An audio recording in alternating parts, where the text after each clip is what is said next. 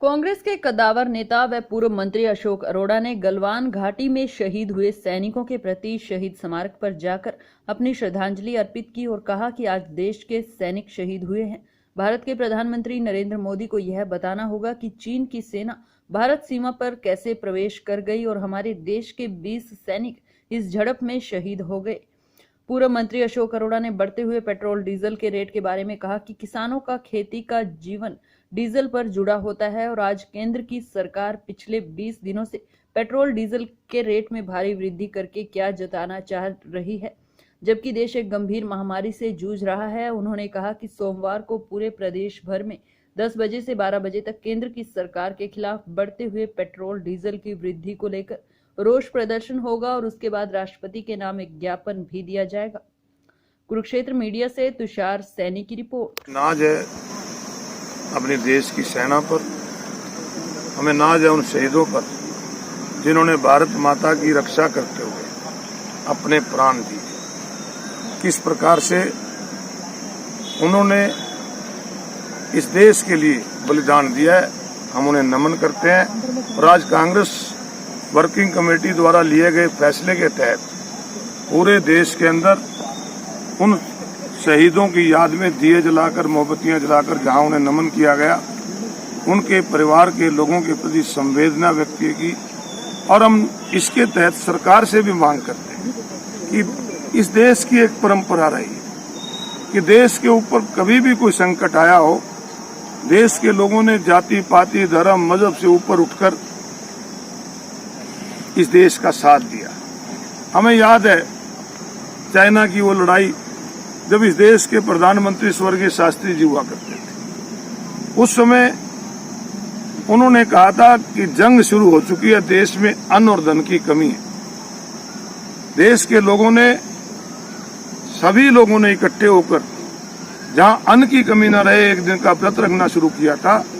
हमारी माता और बहनों ने अपने जेवर तक भी दिए थे ताकि देश की सीमाओं की रक्षा की जा सके। आज फिर से देश सरकार के साथ है, सेना के साथ है, परंतु देश के प्रधानमंत्री को देश के सामने सच्चाई बतानी चाहिए कि आखिर चीन की सेना हमारी एरिया में कैसे घुसी और नहीं घुसी तो फिर ये इस प्रकार की घटना कैसे घटी। पूरी विस्तृत जानकारी देश के प्रधानमंत्री को, क्योंकि देश का प्रधानमंत्री लोगों द्वारा चुना गया है और जो लोगों द्वारा चुने गए होते हैं, लोगों के प्रति उनकी जिम्मेवारी भी होती है। उनको अपनी जिम्मेवारी निभाते हुए लोगों के बीच में आना चाहिए और सच्चाई लोगों के बीच में रखनी चाहिए। आज हम दोबारा से उन शहीदों को नमन करते हैं। सर, सोमवार को आप लोग प्रदर्शन करेंगे, जो महंगाई तेल बढ़ते गए, पिछले 20 दिन से कंटिन्यू तेल के रेट बढ़ रहे हैं। बहुत हैरानी की बात है कि एक तरफ तो कोरोना महामारी की वजह से लोग परेशान हैं, बेरोजगारी लगातार बढ़ रही है, कर्मचारी हो चाहे दुकानदार हो उनके ऊपर भी संकट आया हुआ है, किसान के ऊपर संकट आया हुआ है, गरीब आदमी के संकट आया हुआ है। और दूसरी तरफ सरकार लगातार 19वें दिन तेल और डीजल के रेट बढ़ाकर लोगों की कमर तोड़ने का काम कर रही है। आज किसान के ऊपर तो डबल मार पड़ रही है। एक तो उसकी फसल जो मंडी में आ रही है, हमारे प्रदेश के मुख्यमंत्री कहते हैं जीरी मत लगाओ, मक्का लगाओ। मक्का सरकार खरीदेगी, मक्के का रेट तो 1800 रुपये कुछ है, अब खरीदा जा रहा है 800 रुपये। 1000 रुपये क्विंटल कम बेचने पर आज हरियाणा प्रदेश का किसान मजबूर हो रहा है।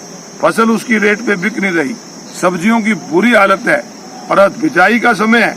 आज किसान को सबसे ज्यादा जरूरत आज डीजल की किसान को है और डीजल के लगातार रेट बढ़ाकर किसान को परेशान कर रहे हैं, गरीब आदमी को परेशान कर रहे हैं। इसलिए कांग्रेस पार्टी, क्योंकि इस देश की सबसे मुख्य विपक्षी पार्टी है, कांग्रेस पार्टी ने निर्णय लिया है कि बढ़ते हुए तेल की कीमतों के खिलाफ, बढ़ती हुई महंगाई के खिलाफ कांग्रेस पार्टी सोमवार 29 तारीख को सुबह 10 बजे से लेकर 12 बजे तक धरना देकर जिला के डीसी के माध्यम से राष्ट्रपति के नाम ज्ञापन देंगे कि प्रदेश और देश की सरकार को कहा जाए कि वो लगातार बढ़ते हुए तेल के रेट को कम करें और महंगाई को कम करें। और मैं तो इसके साथ साथ हरियाणा प्रदेश की सरकार से भी कहूंगा कि हरियाणा प्रदेश के मुख्यमंत्री, उप मुख्यमंत्री लगातार बयान देते हैं कि हम किसान के हितैषी हैं। अगर किसान के हितैषी हैं तो इन्होंने जो वैट लगाया हुआ है, वैट को तुरंत खत्म करके किसान को राहत देने का काम